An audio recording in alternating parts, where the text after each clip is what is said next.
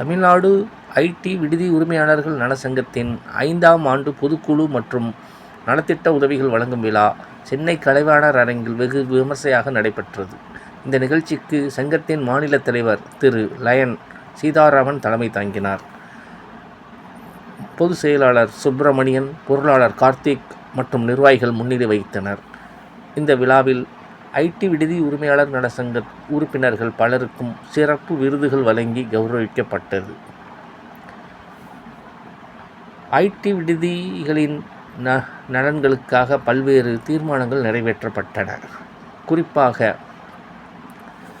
ID விடுதி உரிமையாளர்கள் நலச்சங்கத்தின் கோரிக்கையை ஏற்று ஐடி விடுதிகளின் எதிர்கால நலனை கருத்தில் கொண்டு வரி விலக்கு செய்த மத்திய அரசுக்கும் நிதியமைச்சருக்கும் நன்றி தெரிவிக்கப்பட்டது. மேலும் ஐடி விடுதிகள் என்பது வணிக நோக்கிலானது அல்ல என தீர்ப்பளித்த நீதிபதிக்கும் நன்றி தெரிவிக்கப்பட்டது. ஐடி விடுதிகளின் பல்வேறு பிரச்சனைகள் தொடர்பாக காவல் நிலையத்தை அணுகும் பொழுது காவலர்கள் மனிதாபிமானத்தோடு ஐடி விடுதி உரிமையாளர்கள் பிரச்சனைகளை தீர்க்க வேண்டும் என கோரிக்கை விடுக்கப்பட்டது.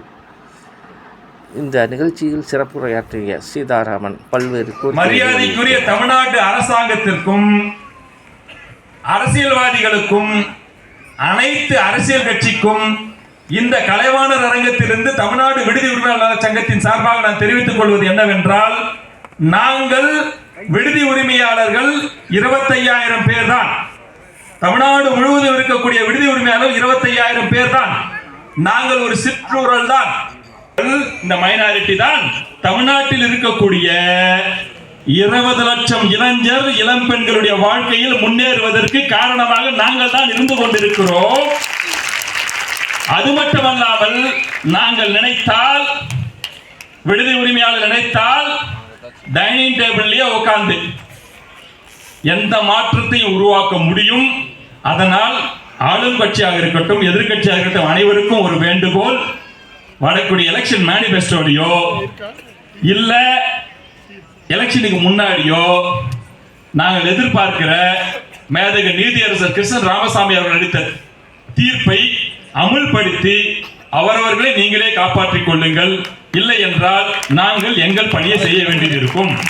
கேட்டீங்கன்னா, மேதகு நீதியரசர் அளித்த தீர்ப்பை ஏழை எளிய வீட்டு பிள்ளைகள் நம்ம அட்வொகேட் பேசினாங்க, அடிப்படை தேவைகளுக்காக பயன்படுத்தப்படும் மின்சாரத்தை இல்லங்களுக்கான மின்சாரமாக மாற்றி தாருங்கள் அப்படின்னு சொல்லிட்டு நீதியரசர் கொடுத்த தீர்ப்பை உடனடியாக அமுல்படுத்த வேண்டும் என்று தமிழ்நாடு அரசை இந்த சங்கம் இந்த பொதுக்குழுவின் சார்பாக வேண்டுகிறது. காவல்துறையிடம் எங்கள் சங்கத்தை சேர்ந்த உறுப்பினர்கள் அந்த விடுதியில் ஏதாவது தவறு நிகழ்ந்தால், கிரைம் நடந்தால், லா அண்ட் ஆர்டர் ப்ராப்ளம் நடந்தால் அவர்கள் காவல் நிலையத்தை நாடி வரும் பொழுது அவர்களிடம் நம்ம பொதுக்குழு தீர்மானம், அவர்களிடம் நீங்கள் அந்த பிரச்சனைக்கான காரணத்தை மட்டும் கண்டறியும் நோக்கோடு விசாரணை நடத்துங்கள். விடுதிகளை பற்றி அந்த பிரச்சனைக்கு தேவையில்லாத கேள்விகளை கேட்டு விடுதி உரிமையாளர்களை சங்கடத்திற்கு உருவாக்கும் காவல்துறை அதிகாரிகளை அது போன்ற செயல்களை செய்ய வேண்டாம் என்று அறிவுறுத்துமாறு தமிழ்நாடு அரசை வேண்டுகிறோம்.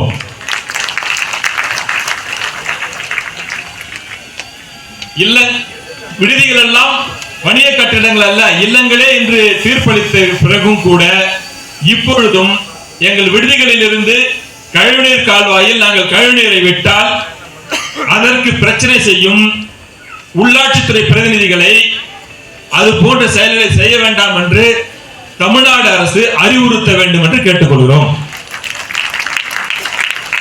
தமிழக பண்பாட்டிற்கும் கலாச்சாரத்திற்கும் பெரும் சீர்கேடை உருவாக்கும் கோலி எனப்படும் இருபாலர் தங்கும் விடுதிகளை தடை செய்யுமாறு கேட்டுக்கொள்கிறோம். ஒரு காலகட்டத்தில் இதே சென்னையில் நமது விடுதி உரிமையாளரை பார்த்து ஒருமையில் பேசிய விடுதி கட்டிட உரிமையாளர்கள், ஒருமையெல்லாம் புரியுது இல்ல, மரியாதை குறைவா தர குறைவா, ஒருமையில் பேசிய விடுதி உரிமையாளர்கள் வல்கரான அசிங்கமான வார்த்தைகளை பேசிய விடுதி கட்டிட உரிமையாளர்கள், காவல்துறை அதிகாரிகள், அரசு அதிகாரிகள் இவர்கள் யாரையும் நம்ம சங்கத்து உறுப்பினர்களை பார்த்து ஒரே ஒரு எழுத்து இன்றைக்கு தரக்குறைவாக பேசினால் விட்டு விடுவேனா? விட்டு இருக்கிறேனா? நமது சங்கம் விடுமா? அது விடாம போய் சண்டை போடுறதுனால தான் எனக்கு எதிரி.